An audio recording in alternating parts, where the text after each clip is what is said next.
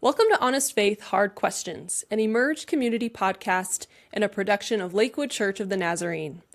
We believe the church is a living community meant to experience new life together, even in all of our messiness. And so we invite you to leave your easy answers at the door and to bring your whole self to the table as we discover a living faith together. So grab a seat. Let's talk.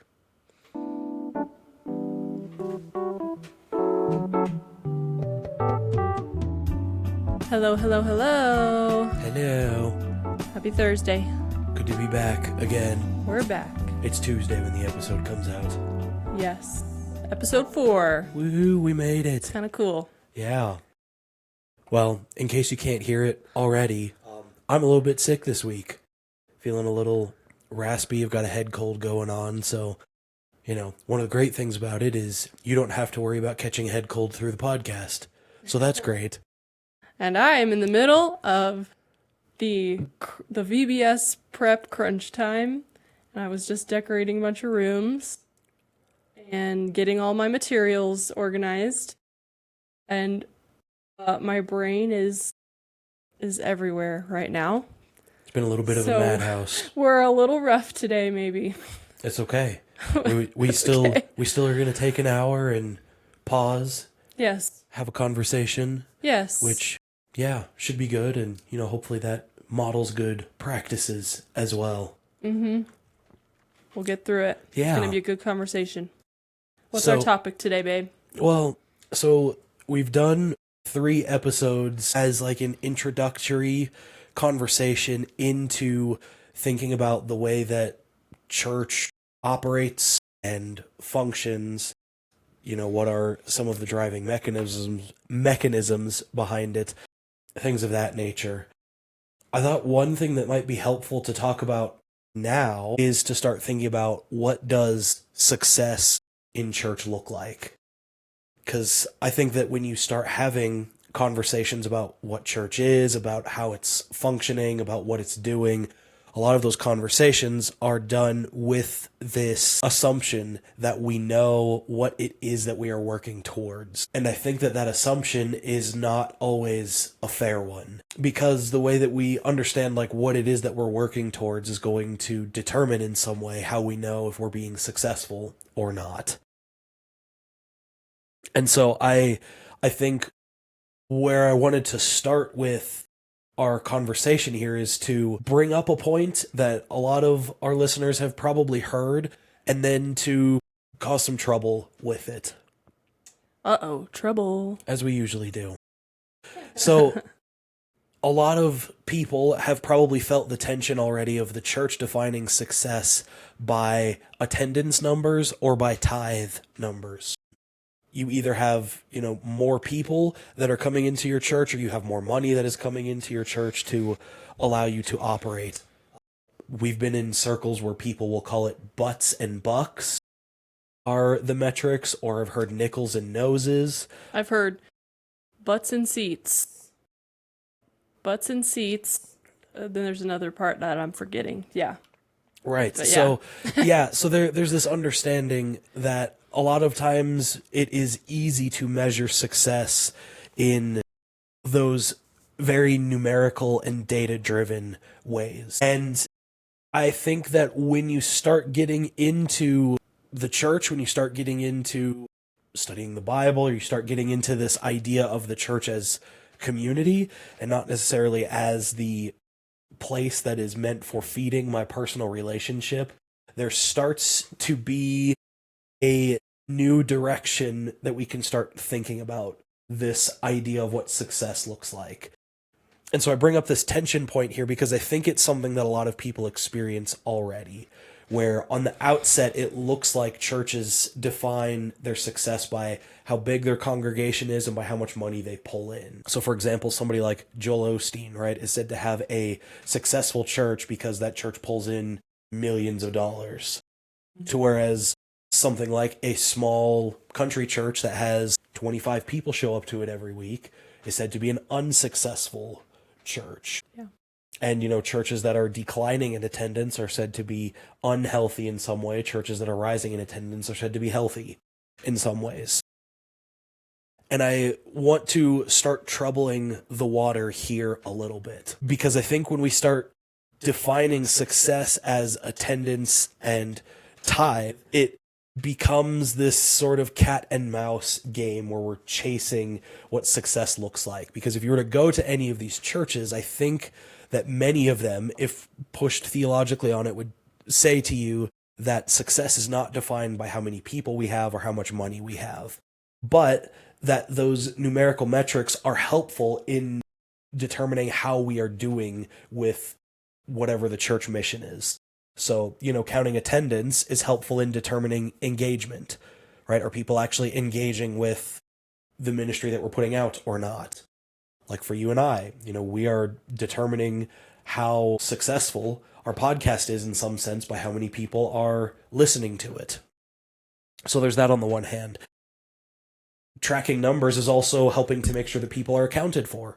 Because when you start getting to a group of over 100 people, if the primary responsibility for care is placed on the pastor or on the pastor's staff, it can become very easy to miss people that you don't see very often if you're not keeping strong records of that. And so I think this is where the definition starts to become a little bit messy, because we can say, okay, the numerical metrics that we use, they can be a helpful tool for success, but it's also very easy for them to become how we define success. And it's a nuanced conversation that happens there, where we can say a church is successful if it's experiencing a boom in one of these two places, attendance or tithe. We can also say that the church can be successful apart from those, but a successful church will always have those numbers associated with it. And that's where I think we start to trouble the waters a little bit, because even a church that would say, we don't define ourselves by attendance or tithe numbers, we define our success in another way, will often circularly use these attendance and tithe numbers as a way of saying they're byproducts of success, or they're tools in helping make sure that what we are doing is meeting certain needs. And so there's tension there, because it's not just something that you can completely and totally do away with. But I also think that you run the risk of endangering the church mission by making and defining your success purely by attendance and tithe numbers. Yeah, and I'm having this thought, and I'm just gonna throw it at the wall and see if it sticks. But I wonder if even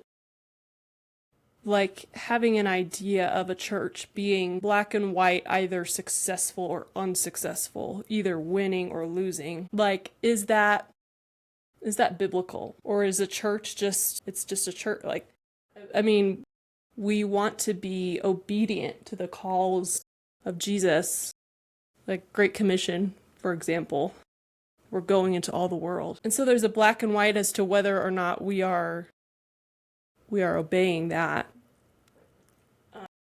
Maybe. What do you think? Well, so even bringing up something like Great Commission, Matthew 28, for those who just aren't aware, the technical phrasing that is used there is go and make disciples in all the nations, or of all the nations, depending on how you use that preposition there. And so the big question to be answered there is, well, what does making disciples look like? And is making disciples contingent on there being more disciples, or is having a smaller number of disciples still considered successful or not? You and I heard a talk at a previous district assembly that we were at, where the leader, the district superintendent, got up and started talking about how keeping track of the numbers in the church was important. You see in the book of Acts early on, it says Peter gave his sermon and there were 3,000 that were added to the church that day. And so they're even early on in the church, they were tracking numbers to some extent. And so again, there's this tension there of when you're talking about your primary goal as fulfilling the mission, the question becomes, how do you define what success looks like in that mission? And even when you're talking about, is it enough to just simply be the church in whatever local context that is, that becomes a hard metric to gauge.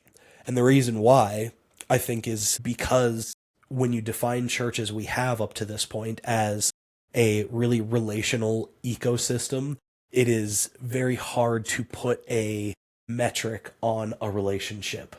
Right. So, if, for example, you and I are married, right? We can say that our marriage is healthy.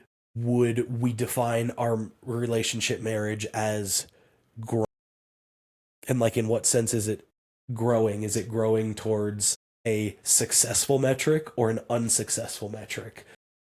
And when I throw that out there, even just saying it to me sounds silly, because we're not talking about like what would define a successful marriage in that way, right? And it would actually be really interesting to sit down at a round table and talk with some people about this and say, what does a successful marriage look like? Does it look like having kids?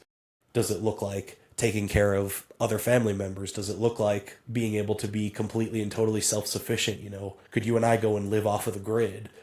We 100% could live off of the grid. I don't think Mia would be happy about it. Right. But, there are a bunch of different like goals that you could put on it that you could say this is what makes for a successful marriage and this what isn't. Now, there are also some things in there that we could say are unhealthy. Yeah, I wonder if God is looking at all the different churches and saying, this one is successful and this one is not. Yeah, well, and again, I think this is where the idea of success and not success is it's an unhelpful metric. Yeah. Or it's an unhelpful set of words to talk about what we're doing in church. Yeah. And I think, what we've started to see people moving towards this idea of, is a church healthy or is it unhealthy? And I think those are more helpful words. It's more helpful language to use. But then again, I think you get back to the same problem. Is a healthy church one that is adding to itself numerically? Is a healthy church one that is growing monetarily? Or is it possible to have a healthy community that is stagnant or that is losing members? Yeah. And that's where I think I wanted to get into this idea, because when you're part of a denomination like we are in the Nazarene Church, there comes a point where you start having to ask questions about the church as an organization, and the church as an organization is going to value the metrics of attendance and of tithe, because those are the things that keep the organization alive. Can't have an organization if you don't have people for it, and you can't fund an organization if you don't have money for it. So church as an organization is one thing. The church as a spiritual entity is sometimes almost something different, where just to directly address some of the tension we've been raising, I think you can realistically talk about a healthy church of 20, 25, a small group of people, which makes up the vast majority of churches in the United States. You can talk about that as a healthy church, as a thriving church, even if they are not adding to themselves numerically, whether through attendance or through tithe. The question becomes, when you're part of a denomination, when you're part of a larger organization, how do you represent the work of the church or the work of that kind of church to a group of other people who are not part of the context, who are not involved in that local body? How are you able to talk about it at different events? How are you able to offer and to say, this is a snapshot or picture of what our church looks like? So I guess for me, this is where, broad speaking, organizationally, this question becomes really interesting. But I also think it becomes really interesting on like a very personal level as well. Because for somebody who's sitting inside of a church that feels like it's growing, like there are new people, that, is experiencing, what do I want to call it, new things brought on by being able to, spend money on new projectors and new sound systems, and, we're building a new building, we have a new playground. Like, the newness of those things is very attractive for our specific Western context. Personally, I think part of that is driven by our consumer mentality, that we like things to be new and shiny, and we've also mapped success in some way onto how well taken care of something is or not, or how modern and updated something is or not. So there's a sense of being a participant in the congregation, looking at those things and saying, is that a metric of success for me in this church or not? But from a pastoral perspective, that I think we can probably speak more to than a lot of other people, there is a heightened tension here. Because as a pastor, you are responsible for both the spiritual aspect of the church to make sure that, you know, the relationship economy, as we called it earlier, is growing and is functioning and is thriving, but you are also responsible for the organizational aspect of it, and maybe more importantly for the professional clergy, for people who are paid to be pastors. That organizational church is how you make your livelihood. Like, that is how you pay for, you know, the food that goes on your table, how you pay for your house, how you pay for all of these different things. Like, the professional pastor, and you and I are very much in this situation, our livelihood depends upon the monetary success of the church. Yeah. And so there's an interesting tension that happens there when you're a professional pastor. Mm-hmm. And it's that question of, is the pastor able to separate what is good for the church spiritually from what is going to be helpful for the church to grow organizationally? Now, the two are not always in conflict with each other. And my hope would be that as the church is sanctified, that those two things would map onto each other, that the church would be able to receive good news from the pastor, or would be able to receive correction from the pastor in whatever way that may be, to say, like, we are willingly choosing to be formed into the way that God would have us, and that is what we believe is going to make us a healthy organization. But you and I both know that the reality of the situation is that when a pastor brings up something that they know the congregation will find uncomfortable, even if that thing is incredibly well-founded, you can call it incredibly biblical, like, you can put whatever label you want to on it, that there is always some hesitation and some tension that how many people are going to respond negatively, how many people are going to outright leave when I bring up this thing.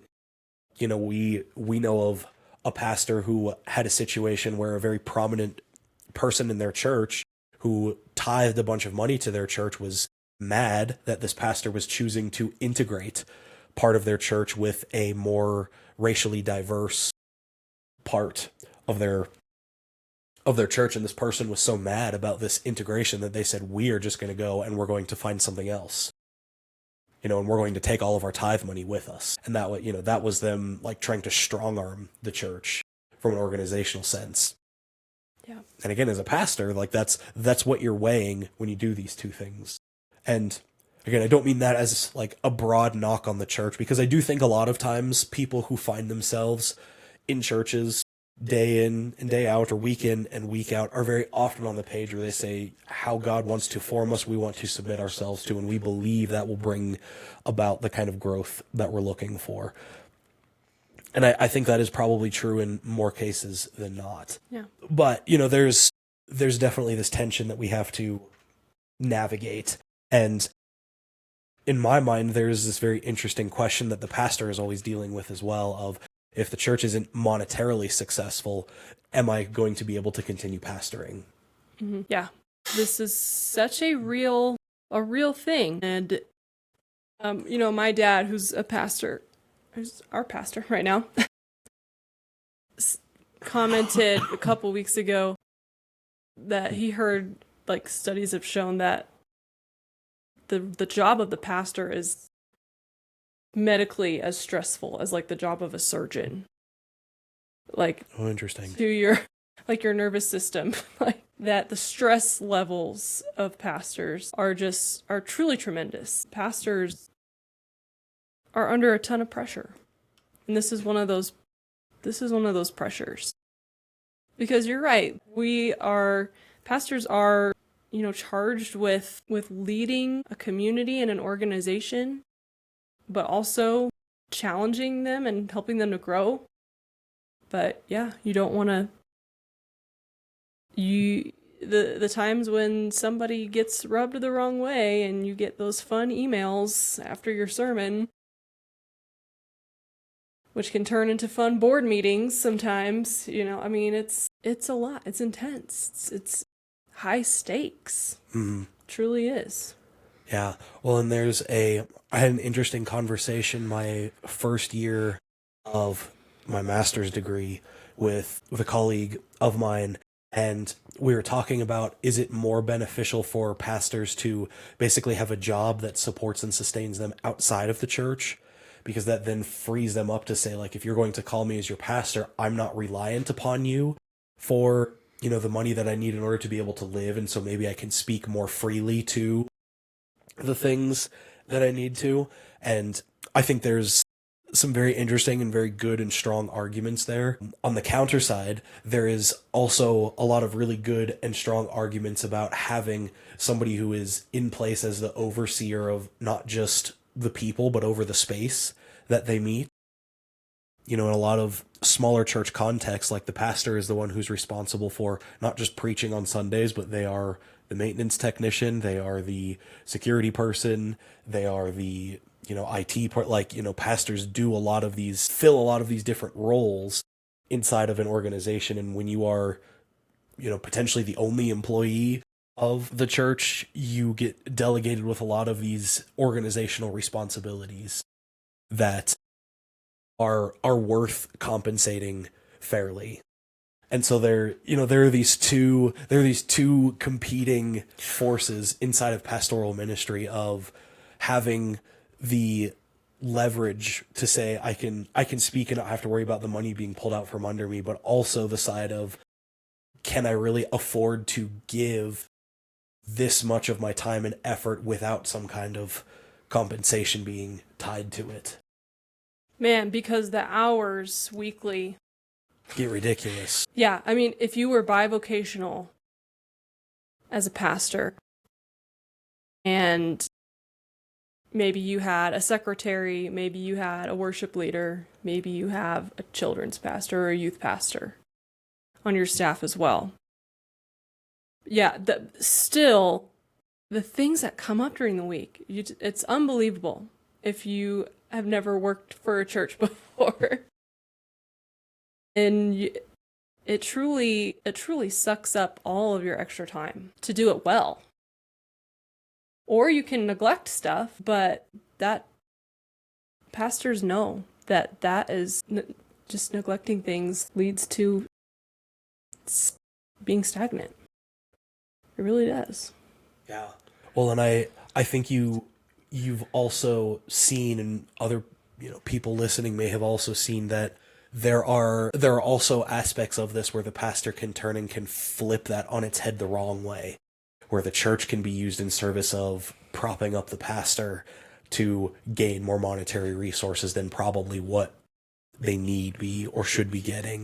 There was it a book or a podcast? There was something that I read a couple of years ago that talked about this rise of the celebrity pastor ideal, where there are pastors who are so good at public speaking or who become so popular and so famous that they end up being able to use some of these mechanisms in order to gain more for themselves. And so it's this really interesting spectrum. And I think it all comes into play when you are talking about what is a successful church, what is a not successful church, or what is a healthy church and what is not a healthy church. And again, boiling it down to a more personal space, what is a successful pastor versus not successful pastor, and what is a healthy pastor versus not healthy pastor, right? And those are metrics I think that we are placing upon these different entities, whether we realize it or not. And so I think it's an important question to look at, and I guess I want to transition kind of from this, unless you have more thoughts on this. But I think it's helpful to transition from this just by saying that, like, the depth to which we think that, like, monetary interests will impact the church's ministry is going to boil down to the community, to the pastor, like, to how the relationship between all of these different things are engaging with each other. Mm-hmm. And so I'm always going to hesitate to say, like, we're just going to put a blanket statement and say, like, this is what a healthy one looks like and this is what an unhealthy one looks like. Sure. just because, again, it can be so complicated. Yeah. And yes, it's very easy to say, like, we know what success and we know what health looks like because it looks like, when I went to this church from this year to this year where we had this pastor leading us and it looked like all of these different things. And that might have been great for that specific time and that specific community and that specific place, but context changes so quickly that what success looks like and what health looks like are often going to play out very differently, even if the end goal is, a healthy, like a pastor who's able to stay at a church for 20 plus years, or, a church that is able to survive, for more than 50 or 100 years and continue thriving in whatever sense they're talking about thriving. And I think this is the point that I wanted to transition to, is to say, if we have these numbers take a back seat, if we say, okay, if we're not talking about attendance, if we're not talking about tithe, what are ultimately the metrics that we're looking for that are going to help us understand what a healthy or an unhealthy church looks like, or what a thriving church looks like? Or if, I don't love the word, but I'm going to keep using it just because I think it's a helpful map for people. But a successful church, like what does that look like, and how can we begin to understand if what we're doing in a specific context is helpful or not? And so as I think about it, I think there are really three things that I think we can start to look for inside of a healthy community. One is what I call depth over breadth, meaning that people are starting to move past like surface level answers to things and are actually being transformed and are becoming more complex. And I don't want to use the word interesting, but I can't think of another word. And again, I'm sick. My brain isn't working as fast as it usually does, but I'm going to use the word interesting. They just become more fun to engage with because it's not just the same answer to everything, but there's a deep, vast ocean of things behind them. So that's the first one. The second one is that, as we have talked about in previous episodes, there's a sense of mutual responsibility. And so a healthy and thriving church would look like the community actively stepping in to carry each other's real-world burdens. And then the third one is a sense of shared voice, where we're able to say, even if we disagree on whatever point, because I'm still a very firm believer that if you put 4 people into a room, you're going to have 5 different opinions that walk out, at least. Yeah. But is there a sense that we're able to use the communal we when we talk about the ministry of a specific church or specific organization, that, it's not just, oh, this is what that person does. It's no, this is what we do, as in, even if I disagree with X, Y, and Z part of it, like, I'm still able to put my stamp on it and say, like, this is the thing that I am a part of. Yeah, I think just making it disciples, as opposed to just attendees, or as opposed to just followers. Mm-hmm. Jesus said, go and make disciples of all the nations. And I think all of these feel like what I think of when I think of a disciple. Somebody who, as we've said every single episode, but someone who is all in this community, in this family, this church. Yeah, and who's engaging deeply and growing deeply and is having those messier conversations and is showing up regularly as a community member responsible for their community. Well, I'm glad you tied it back to the word discipleship, because that's what I was going for, ultimately. Nice. Yeah. So let me ask and see what you think. I shared those 3 different aspects.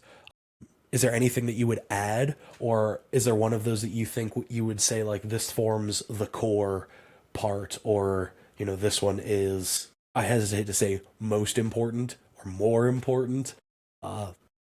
Maybe there isn't a most important one, but, like, is there one that you are drawn to that's like this is really what defines it for me?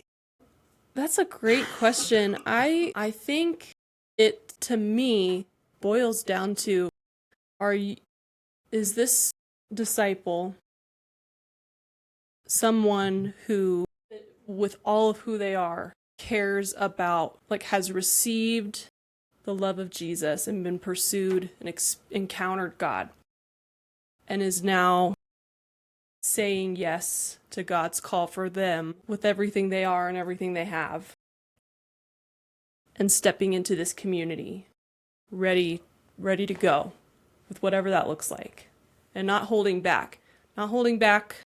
And to me, these are like examples of ways that we go deep, the depth over breadth of the learning and the dialoguing and the studying, and being mutually responsible for the other disciples in our church community. To me, it just boils down to a wholehearted, like, submission of oneself. Okay, so let me ask maybe a slightly more practical question then. Can you give me an example of like what that would look like? Yeah. Like, I would say, I mean, it's really interesting when you ask to make it practical. Like, I don't know, I'm just thinking of today. All week long, the last like full week, I've had this group of ladies that have been showing up for me at our like work days for VBS. You know, I've just been able to count on them to support me in putting on this vacation Bible school. And that's a level of like just being an active participant in the community. Mm-hmm. That when you see that in somebody, it is such a gift. And like, wow, because not everyone's doing that. Mm-hmm.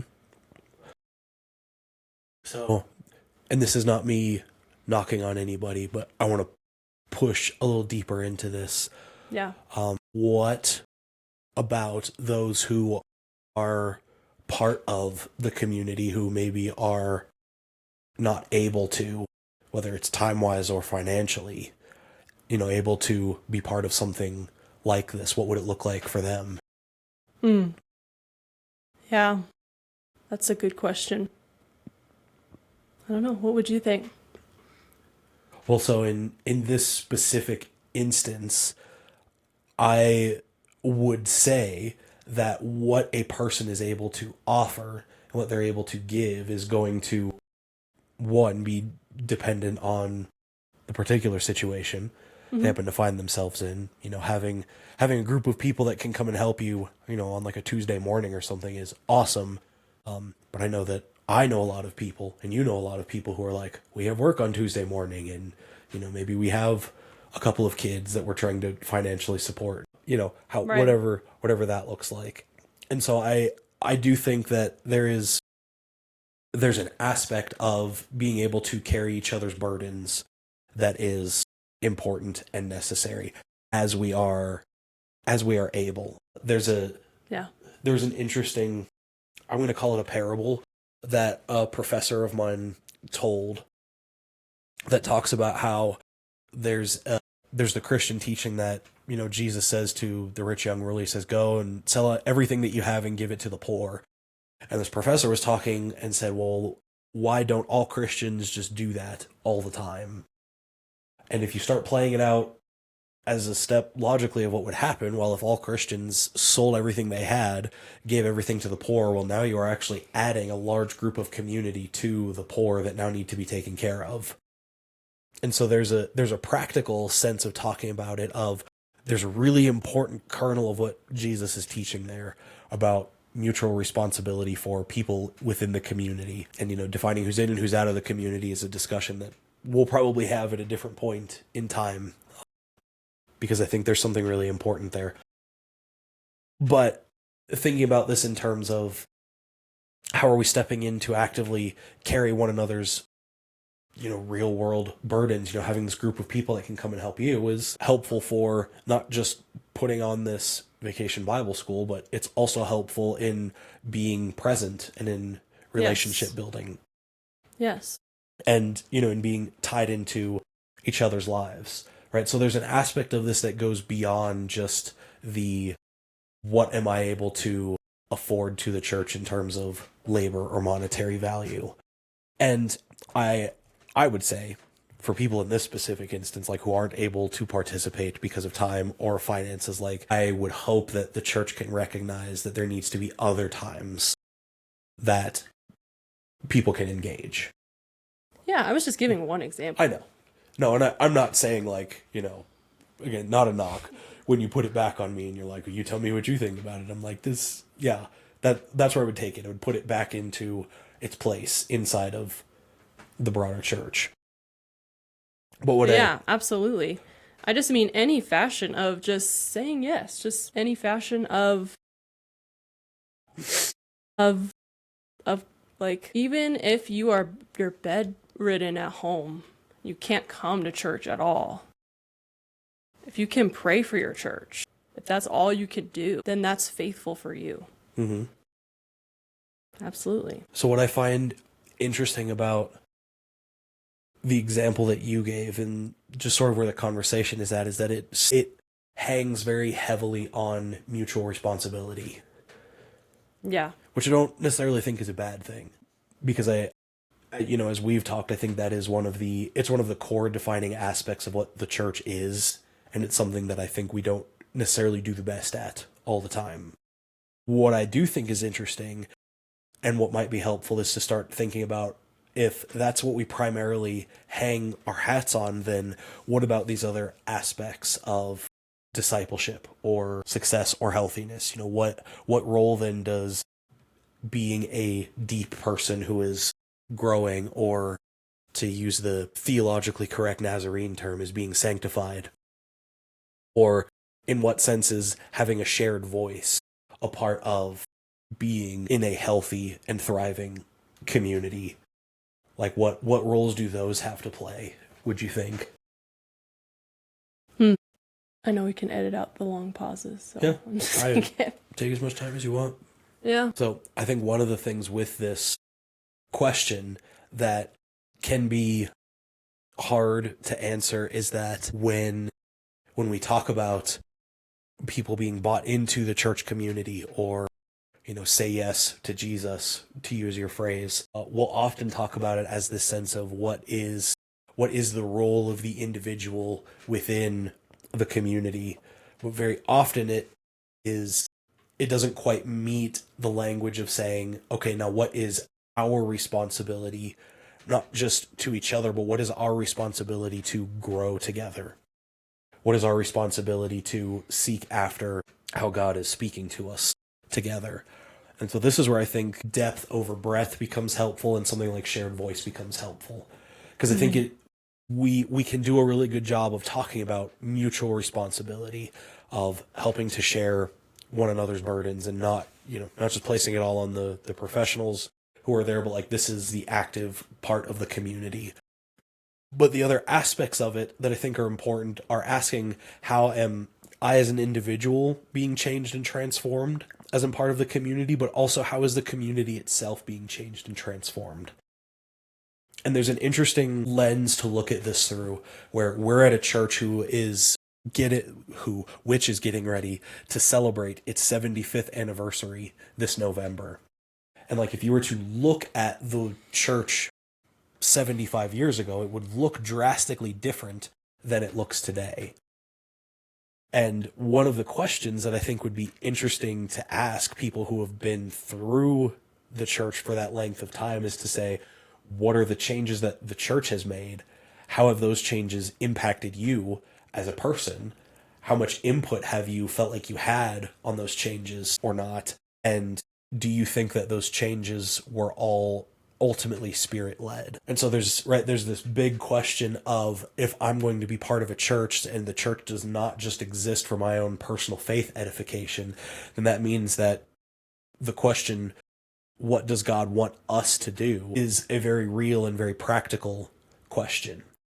And it's a very deep question that moves past just believe in Jesus, just have personal faith kind of question, because it says that God cares about the way that we have organized ourselves, that we relate to each other, and it forces us to ask some really hard questions about what do I do? How can I be in community with, maybe somebody who's done something extremely wrong to me?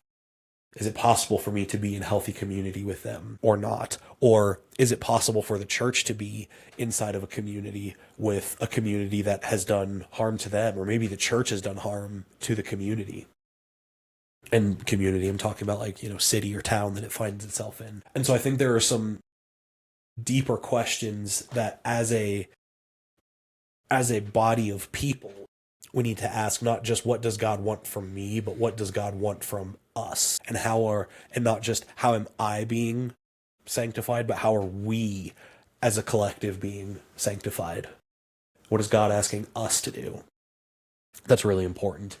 And then it comes to the point of shared voice again, when we can affirm together and we can say, this is in fact what God has called us to. Are we willing to get behind it and say, this is what God has called us to, and I am taking responsibility for it? Because that's part of that shared voice as well. And I think one of the reasons that this particular understanding of church is so hard to grasp is because we have placed such a strong emphasis on the individual in our theology and in our ecclesiology. So in the way that we talk about God and in the way that we talk about the church. And I think that's one of the reasons why it's so natural to fall back on to the answer of, well, being a good disciple means taking care of one another. Because that's something that on an individual level I can measure myself up to, and I can say, I know that I'm doing well at this and I know that I'm not doing well at this, because it's something like individually I'm able to do. But these other aspects of it, we can have a touch of like sanctification and saying like, okay, I can feel myself being transformed on some level, but it's hard for me to grasp and to really get a good handle on what it looks like for the whole community to be sanctified. And speaking from somebody who's often contrarian, it can be hard for me to say like I am putting myself wholeheartedly behind this mission, even if I disagree with it at a strong level. And there's the nuance to that last point that I don't think we've shared yet, is that there is a time and place to say like, this step is not the place that we're supposed to go. If our church, for example, were to say like, we have decided that, we are going to start whipping homeless people with whatever, I had a funny example and it left my mind. I really am sick today, y'all. Is kicking my butt. Okay, if we just decided that anybody who is experiencing homelessness, right, when they walk into our church, we're just going to immediately kick them out. That would be a point where I say like, okay, this is not the way that God would have us be, and like, there's a pretty strong stand I need to take on that. Like, that is not something that I am going to say I'm responsible for. So, and that's where the nuance comes is there a time and a place where separation and distance becomes necessary, right? This was what the church was dealing with during both segregation and also during Jim Crow was, can the church be a place where whites and blacks can worship together? And there were some churches that said yes and they integrated, and there were some churches that said no and they segregated. And there was distinct separation there. And so I say this idea of shared voice with like, this is the ideal of saying that, but recognizing there is a lot of nuance and tension that happens inside of there. And it's very community dependent to navigate these things together. And I think it's one of the reasons, again, why measuring success or measuring health or thriving in this way becomes so hard. Because when you take a stand for something that you're like, this is the way that God has us, we know that we're biblically backed, we know that we're theologically backed, but you see half of the people who you thought were worshiping with you decide to leave because of a decision that you've made, it's hard to say that we feel like we're thriving or that we're successful or that we're healthy, even if we're acting in the ways we know that God would have us act. I think there's just such a messiness and a gray area-ness in the Christian walk as individuals and as collectives. We are both individuals and we are part of a collective, and both are real and valid like realities as Christians and as churches. Yeah. When I would even take it further and say that both are necessary. Yeah. Like, it's necessary to understand ourselves as individuals, but if you take the reading of the Bible, or you take the reading of what it means to be Christian that I'm taking, like, it's impossible to be Christian without other people. Mm-hmm. Because you're being invited into the community of those who are actively being sanctified. Mm-hmm. Absolutely. And so yes, it's messy because people are messy.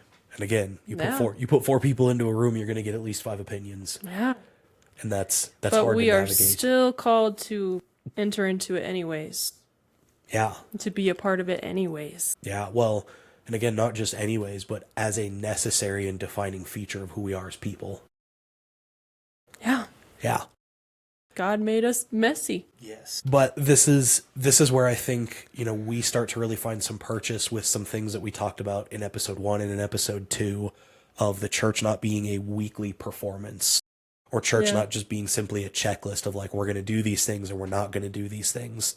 But we start really talking about church as being this holistic and like shared vocation that we all participate in and that we necessarily do together because we can't do it without each other. Mm-hmm. Mm-hmm. What would you say? I feel like we talked about, and I was leaning into the aspect of a church community being mutually responsible for one another. How would we gauge the health or the success of a church body in the way of the church's depth or the shared voice aspect? I know you've been talking about it, but just give it another sum up, I guess. Yeah, well, and so this is where we kind of come back full circle to the analogy that we used at the beginning of the episode, where I said, when we talk about our marriage relationship, and we can ask questions like, is it healthy or unhealthy? Because there are certain things that a healthy marriage will do and certain things that an unhealthy marriage will do. And we can kind of help with those categories. But to ask whether like a marriage is successful or not seems awkward.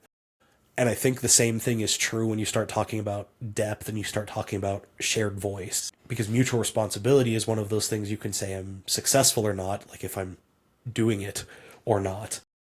Depth is one of those things that becomes hard because you start saying, well, what does depth entail, right? Am I a deeper person than somebody I go to church with because I happen to have studied Hebrew and Greek, because I, have read some of the early church fathers, and I have a broad, like a much more vast understanding of things like the Bible and church history than them.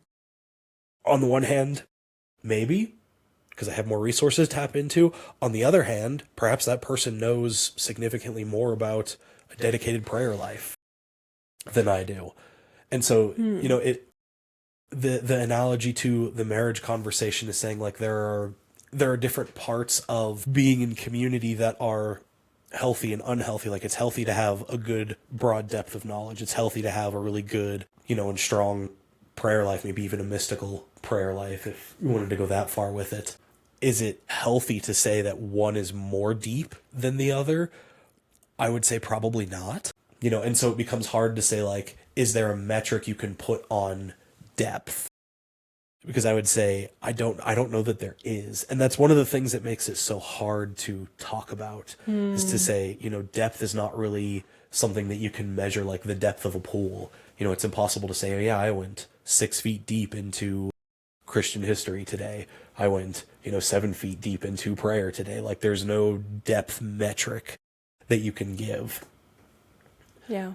With shared voice, there's an interesting push and pull that happens there. And we talked about it a little bit with the nuance of it, where it's being willing to say, I am responsible for the ministry that is happening here. Like it is identifying it as a marker of who I am.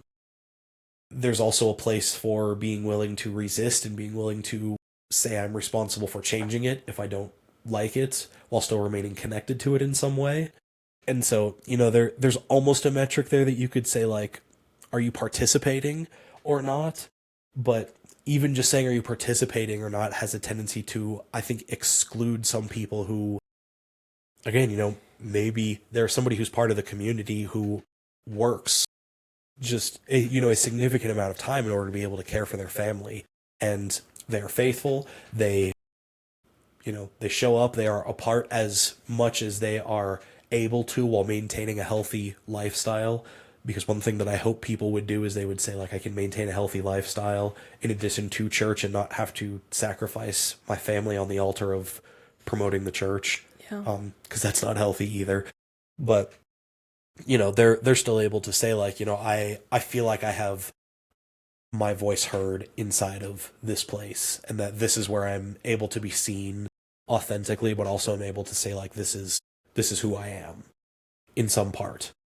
That, when they talk about the community, so, to use Lakewood Church of the Nazarene, or to use Emerge Community, right? Like, when people talk about that, they're able to say, like, yeah, that's me in some significant sense. Mm-hmm. And so I think that's why, for me, when we started this conversation talking about metric and talking about defining success, this is one of the places where we end just in kind of a mess. Yeah.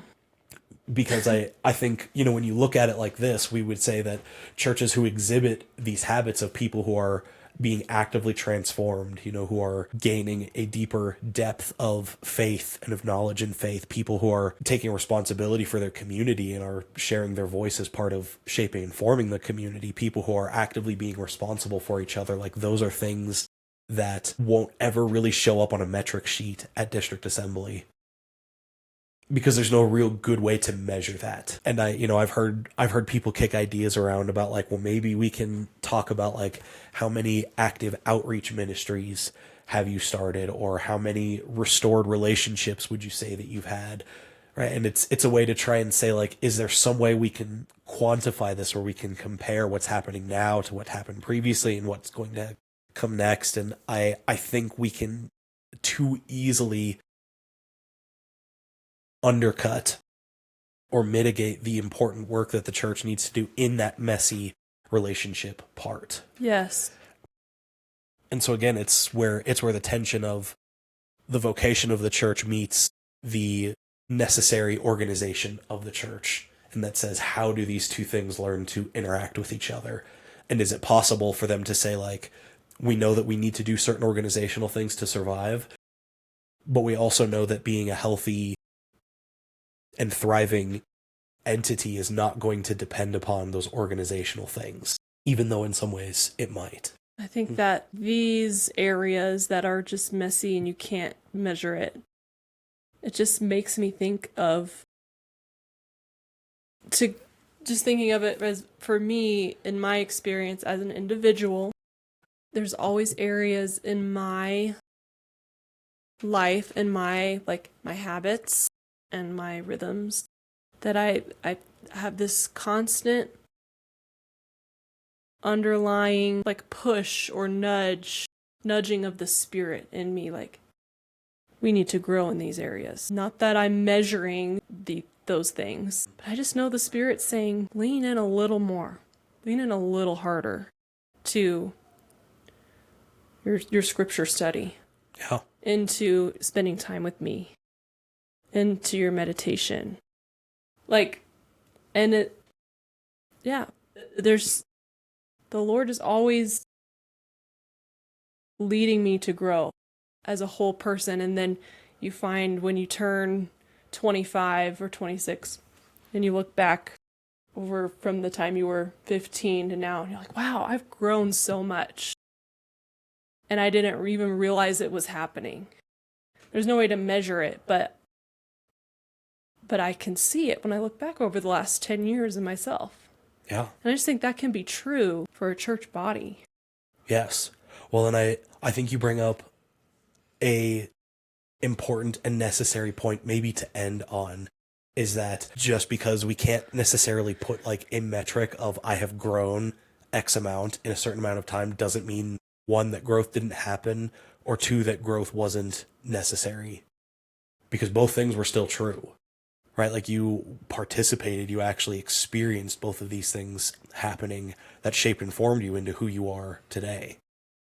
And, it was something that you actually told me recently, that the communities that we've been part of, we have left a mark on them, and that they are not the same as they were today because of the time that we've spent with them.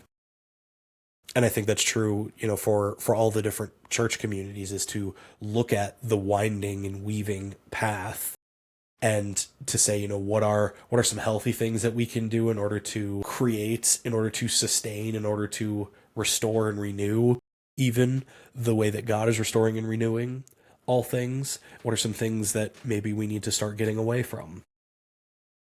Because when we use this term like growth, right, we're implying a direction that we're moving in, of growing one way or not growing another way. And so there are certain things that we're assuming are good and certain things that we're assuming are not good. Again, a lot of different community conversations to be had there.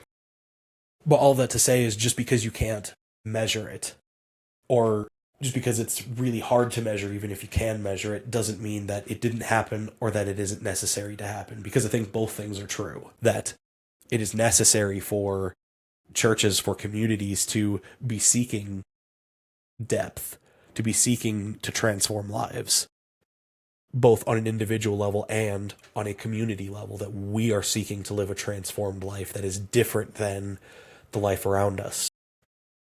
I think it's important for us to highlight things like mutual responsibility, to say, I'm going to be responsible. I'm going to actually redraw the family lines like Jesus does. And, I'm not going to use brother and sister just out of tradition, but like, I'm going to mean it in some really significant way. Yeah. And, I'm going to choose to say that I am responsible for, that I hold some really important responsibility and stake in this community. So, yes. I just wanted to highlight all that to say, like, I think that last point that you made is a very practical way of saying, like, when you look back over the life of whatever church that you're in, when you do it on an individual level as well, to recognize those different times and periods and to say, like, I've changed from who I was. And, then to determine, hopefully in conversation with other people, whether that change has been a healthy or an unhealthy thing. Whether it's successful in terms of whatever goals you had set out for yourself, or whether you say we need to maybe do something a little bit different. And that's part of the flexibility and the messiness of it. Yeah. It was a very helpful summary. Cool. Good. Would you have any last thoughts, comments, or questions for the audience who is 100% able to respond to you? Well, I think at our district assemblies, we're going to continue to look at the numbers. But yeah. And we're not saying let's stop doing that altogether. We're not saying that. But we are saying, I think, has that taken too high of a seat in the minds of some of us sometimes? And can we also look at the growth that churches are experiencing in their spiritual depth, and their tightness and their togetherness as a community? Cohesion. Yeah, cohesion. I feel like we need to coin a really cool Christianese term for collectiveness. I'm sure somebody has. Family bonding. Yeah. But yeah, can the numbers be a tool and not the definition? There you go. That's what we started with, and that's what we're going to end with. Love it. Cool. Well, I know you have a lot you need to get back to, and I do. I would like to have a very long drink of water. So we appreciate y'all sticking with us through this, and we hope that you'll join us again next week. But until then, we'll say see you then. See you later. Bye.